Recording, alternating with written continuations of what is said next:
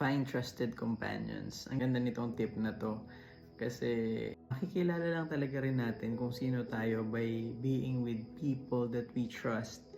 Ang isa pa dito, ila-level up natin. Find trusted companions parehas ng belief mo.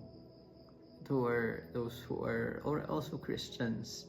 Kasi they understand who you are, they understand kung ano yung pinagdadaanan mo at ano yung sinisik mo na purpose, sinisik mo na plan. Ila-level up ko pa na isa, find trusted companions na mature na in the faith. Sila yung magbibigay sa atin ng godly wisdom to know what to do, to hear from God, to know His plans, to know our purposes in this world.